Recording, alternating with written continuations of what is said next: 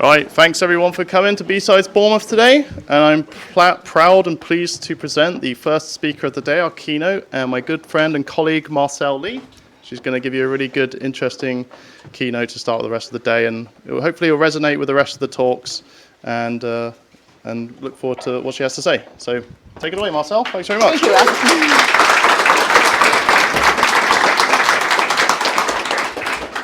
All right, good morning, everybody. I am super excited to be here today. As Will mentioned, we worked together at both of our previous jobs, and he is quite an inspiration. And this whole conference, I'm so impressed. Like, I have never seen anything quite so organized for an inaugural conference like this. So I hope you're all going to enjoy it.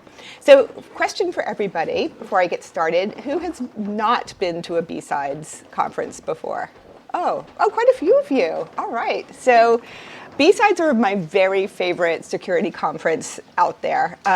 Yes, there's things like DEF CON and Black Hat, all of these things I've been to, but BSides, they're so much more like community focused. And by the end of today, you'll learn some things, hopefully made some new friends, definitely do some networking. And yeah, so I'm proud of you all for being here. Come on in, don't be shy. Okay, let's make sure this is all working.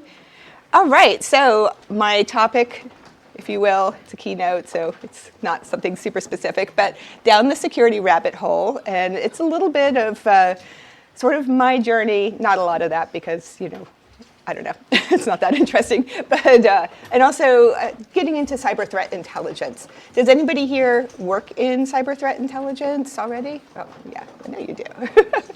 And you do, yes. So there's like 2 people in this audience that I know, both of whom just raised their hands.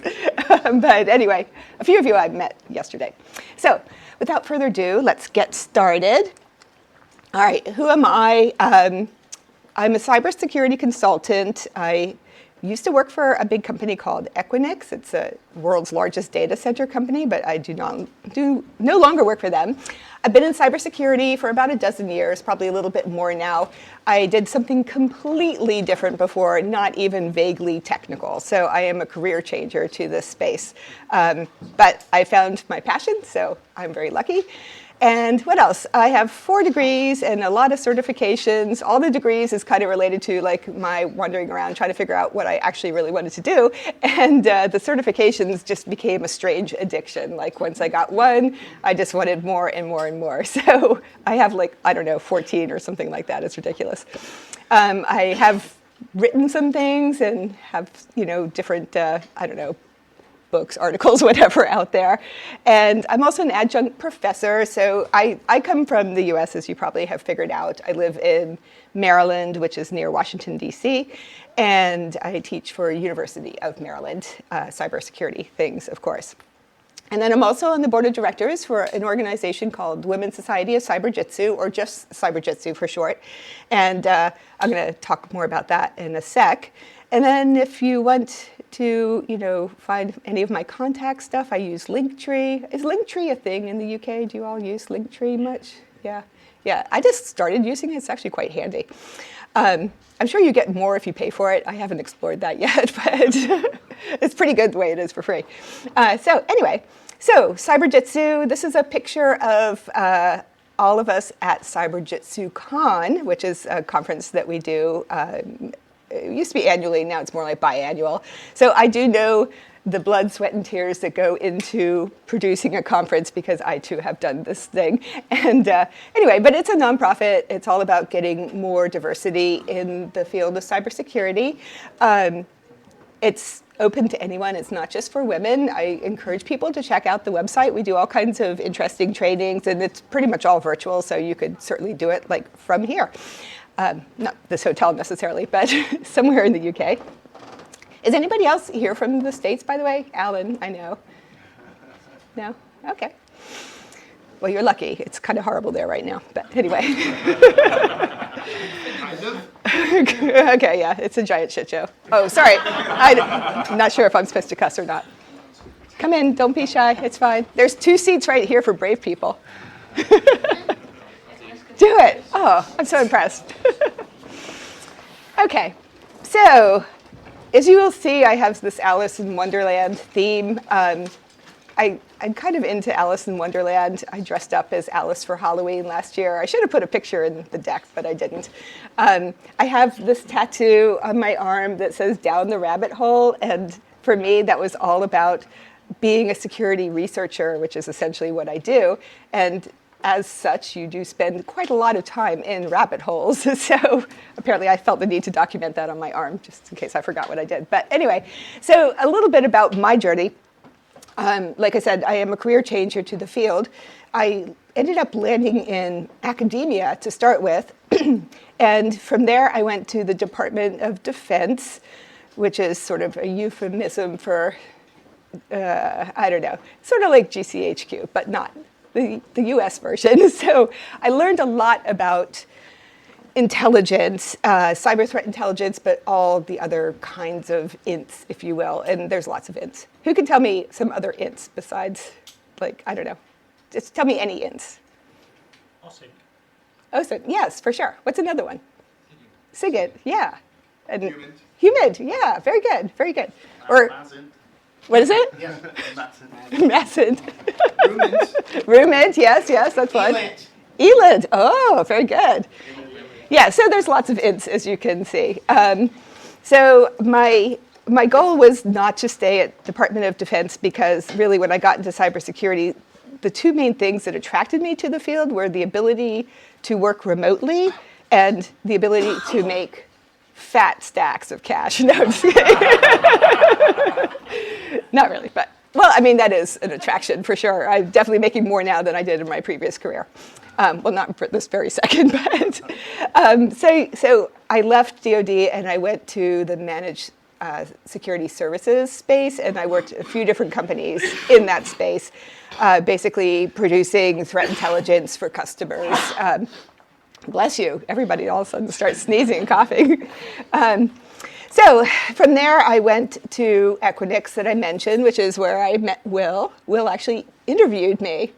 Right, yeah. It was a fun panel interview. I was like, these guys, I don't know. Anyway, so my next act is to be determined. Anyway, but more on that. So we all have different journeys, which is one of the things I love about cybersecurity, just because everybody comes from like some different space. And, you know, I'm sure some of you are probably students right now. All right, raise your hand if you're a student.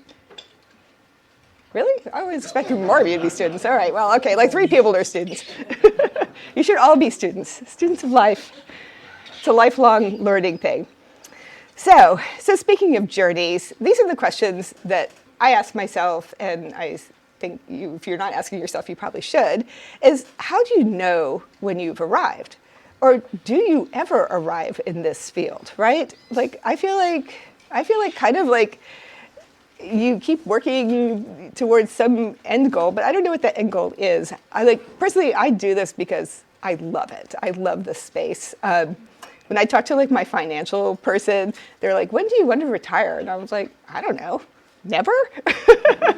That's not the right answer, but anyway, cybersecurity is definitely not a static field, right? And it changes constantly, which is another appeal for me, just the endless opportunity for continued learning and growth and whatnot. So like if you don't really want to grow and change and adapt, then probably maybe you want to do like, I don't know, history or math or something like that. That doesn't really change a whole lot. I mean, history does change, but we seem to be stuck on old history. So anyway, defining and growing. So this is an important thing too, and it took me a hot minute to figure it out, but and actually one time I had a boss who described me as a jack of all trades, or Jill of all trades, whatever. And I was insulted by that. Like I kind of thought he was dissing me, and he wasn't. And it turns out really that most of us are Jack or Jill of all trades. It's very few of us who only do like one thing in cybersecurity. But I will say it's very useful to find your niche, right? Find something that particularly drives you, and you can just develop like an expertise around that and use that sort of like as your calling card. So like I see Alan over there and I think ransomware. And now that I've met Julian, I also think ransomware. But yeah, so my jam is network traffic analysis, right? It's random, but I love it. How did I find network traffic analysis? I was doing a cyber competition, and it was a digital forensics competition. I was brand new, like I was literally taking classes at my local community college, just trying to figure out what this whole cybersecurity thing was all about. And so I was doing the competition, and it was basically like, you had to like analyze different sort of problems and then write up a nice answer in like essay format. The point was that you have to report things too. So you can't just like do the research, you also have to report. But anyway, so I got this one and it was like, examine this PCAP file for, what happened, in an intrusion. And what's the first thing I had to do? Somebody guess. Oh, I wasn't even anywhere close to that yet. Yes, exactly. Google what a PCAP was. But now that's like, one of the things that I'm actually kind of known for. That leads me to say also that there's ways to develop your skills and find interest too that, I highly recommend. And one is cyber competitions. Who here has done a cyber competition before? Yeah. All right, a few of you. There's a lot of them out there. I highly recommend it. I have a bunch of resources listed in the end of this presentation, and I do not have any cyber competitions in there, but if you talk to me later, I can point you in the right direction. I also love learning platforms. So one of my favorite ones right now is TryHackMe. Has anybody used TryHackMe before? A few of you. Okay, so you all definitely need to use TryHackMe. It's a wonderful platform. So many different topics within there. And then networking. So meeting other people is another way to like learn about new things. Like you might meet somebody who's, I don't know, a malware analyst. And you're like, oh, that sounds kind of interesting. Let me talk to this person about malware analysis. And it might be something that turns out to be your passion or not. But you won't know until you kind of explore. And then there's something called the NICE Cybersecurity Workforce Framework in the US, but it's available to anybody to use. And has anybody heard of it before? A few of you? Yeah. So they do a pretty nice job, I think, of taking all the different roles in cybersecurity and categorizing them. And they used to have like 8 categories, and they've condensed that down to 5, I think, at this point. Oh, yeah, it says in my little diagram there. But it's a good place for exploration also, because you can look up different job roles and it'll tell you sort of like the knowledge, skills, and abilities that you would need to, be successful in that role, the kind of tasks that you might be doing with that role. So it's a very useful place to start if you're in exploration mode, which most of us are all the time. Okay. All right, so some things to remember along the way. First of all, no one is good at everything. It's impossible. This is such a broad field. When people say, I want to work in cybersecurity, like I hear that and I hear like, I want to work in medicine. I'm like, oh, well, that's great. Do you want to be a brain surgeon or a phlebotomist or I don't know. There's so many possibilities. And not even like, consider all these sort of cyber adjacent roles too. Like cyber doesn't just exist in the ether by itself. You have, people who like send out invoices to customers and your human resources team and whatnot. So actually, I always encourage everybody to get into the space because it is a good place to work. Well, lately it's been a little, we're having some redundancies, I think you call it, in the US, but that's, it happens. So imposter syndrome, people talk about imposter syndrome all the time. I had never even heard the phrase until I got into cybersecurity. And then I was like, what is this weird feeling I'm experiencing? And then I found out what it was called. So imposter syndrome. If you don't know what it is, it's basically just sort of like the fear of, people think you know what you're doing, but you're like, I don't know what the hell I'm doing, and something like that. So it is okay to fail. We don't learn unless we fail. And so it's okay. Try. Just try. And if it doesn't work, it doesn't work. It's okay. Take chances. All right, so I had this weird little series of numbers and what appears to be a date. Does anybody, it's like right here. Does anybody want to take You'll never guess in a million I have years. some suggestions for 69, but keep that in mind. I should have thought of you, but when I did this. Yes. So related to that, I kind of have the same idea. However, you can tie that to the nice framework. Oh, that's true. I could. All right. Well, these are interesting notions, but not correct. So I was made redundant, laid off, rift, whatever you want to call it. Reduction in force, that's what that means. I don't know if you say that here.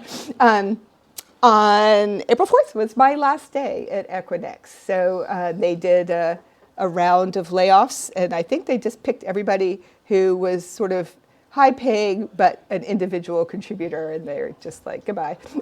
So it's okay, because I look at this as an opportunity to do other things, and I'm working on that. However, 69, the number of jobs that I've applied to since then, okay?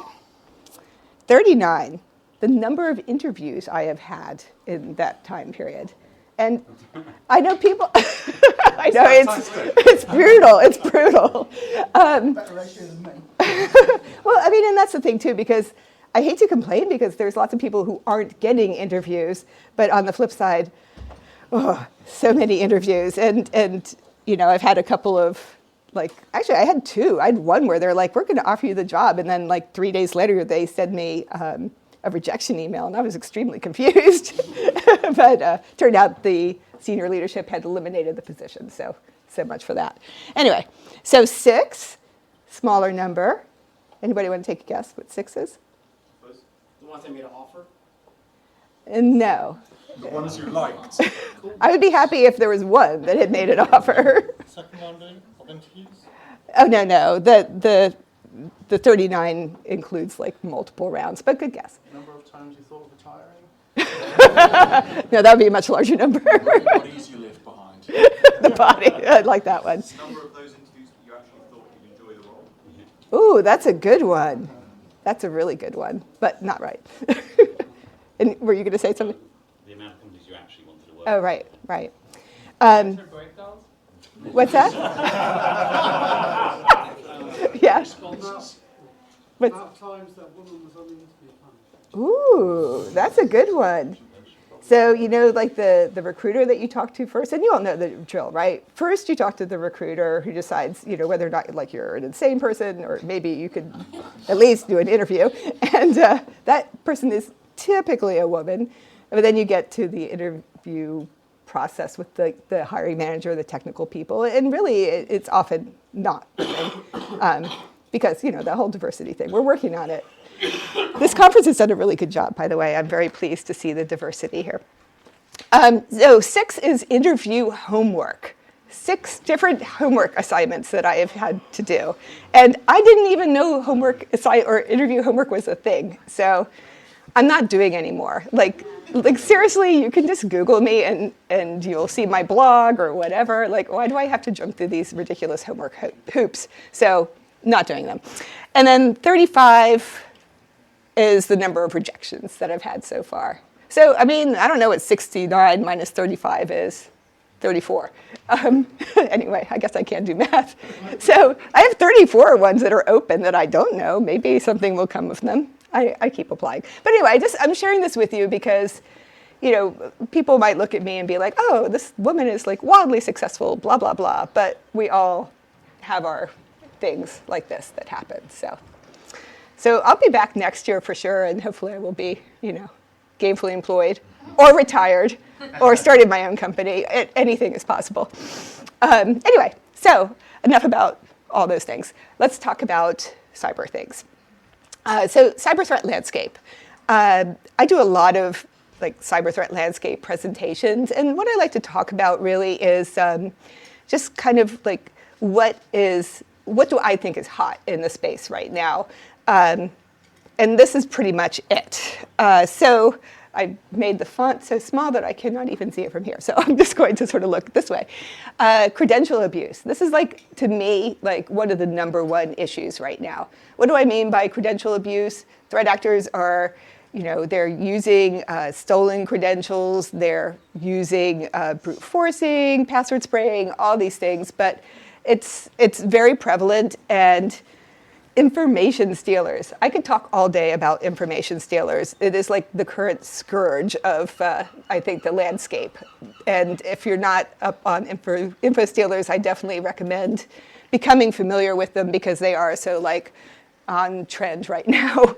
And then vulnerability, exploitation. This is, a nonstop thing as well. And I could talk for like 8 hours about all this stuff, but Will's like, please don't. We have a schedule. But yeah, I mean, knowing your attack surface, like being aware of your externally facing assets and whatnot is huge. And so many companies, like, I don't know, it makes me slightly insane when companies are like, we got hacked by some really sophisticated APT, and it's like, no. I was just talking to somebody about this yesterday. It was like, some teenager who probably just figured out that you forgot to like close some port or whatever, or you didn't patch something. And then malware and social engineering attacks. These things are just also prevalent and will always be probably. Phishing and all variations of phishing. Quishing, who knows what quishing is? QR code. Yes, it's a horrible word. Who came up with that? Smishing, SMS, right? I'm sure there's going to be some other issues that will come about. Spear phishing, yeah. Spishing? I don't know. Yes, there's lots of them. Malvertising, SEO poisoning, fake browser updates. Your browser is not a safe space anymore. And the sad thing is all of our users think that you can 100% trust a browser. You 100% cannot trust a browser. Threat actors have money. And guess what they buy with money? Exploits. Well, that, but not even that fancy. They buy Google ads and they promote themselves so they become like the link at the top of the page, and it's not really what you think it is. It's something else. All right, ransomware.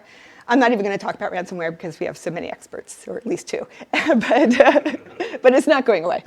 Other attacks, AI-powered attacks. I think this is the only time I'm going to say AI in this presentation because everybody's just like, AI.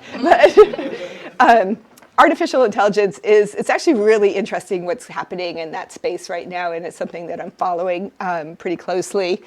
But this is not a talk about all these things, so I'll just stop there. Supply chain attacks. This is something I see a lot of in like application development world.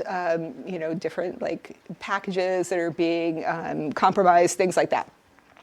Denial of service attacks. They're getting quite serious. They're throwing lots and lots of packets these days. Physical attacks could be a thing, insider threat, yeah. It's not a short list, unfortunately, but these are the things that are always top of mind for me. And then, of course, the top 3 initial access vectors are credential abuse, vulnerability exploitation, and social engineering of all types. These are how threat actors are getting into your environment. It is not usually some fancy 0-day exploit, right? Okay, and then basically the anatomy of a cyber attack, and I know most of you probably are familiar with this, but I just want to sort of level set. The different phases, so we have, recon and initial access. This is the threat actor kind of scoping out your environment and then getting into your environment. Persistence and defense evasion, these are just how they end up staying in your environment, how they are not detected in your environment. Discovering lateral movement, that is slurping up all the data and figuring out the lay of the land, moving around. Command and control, exfil, that's the external communications with their like C2 server or whatever. And then impact. Impact is just, why are they there in the first place? What's going to happen? So just a quick thing. So I started, a few weeks ago, Cyber Threat Bulletin. So this is just an example of the topics that I selected this past week to write on. I publish these on Thursdays. It's on my LinkedIn if you're interested. It's also in that Linktree thing. You just can't get away from it. It's there. But so these are the things that I covered because I thought they were particularly relevant. One is this continuing telecom breach situation. So that's been pretty hot in the news over the past year or so with Salt Typhoon and whatnot. This one was not a Salt Typhoon thing. It was just a breach. But you think about telecoms, ISPs, and whatever. They have so much like influence in our worlds, and when they are being attacked, it's potentially pretty significant. Every time I look at that, I think it's like Bougie, the name of the company. I think it's a French telecom. I don't know, Julia, do you know? Is it? What is it? Wigan? Wigan. Okay. I'm going to trust Julian. I heard somebody else say something else, but anyway, all right, so not Bougie, but Fortinet has yet another vulnerability being exploited, and I don't know. At this point, if you are using Fortinet in your environment, like you might as well just I don't even know. Yeah, consider something else. And then malicious Ruby gems. And this is something else I love about this field is I'm always learning something new. I'm like, ooh, what's a Ruby gem? It sounds like something you would collect in a video game or maybe something that I would buy at a store. Yeah, I have to keep an eye on my time. Okay, so yeah, they're actually packages for Ruby programming language.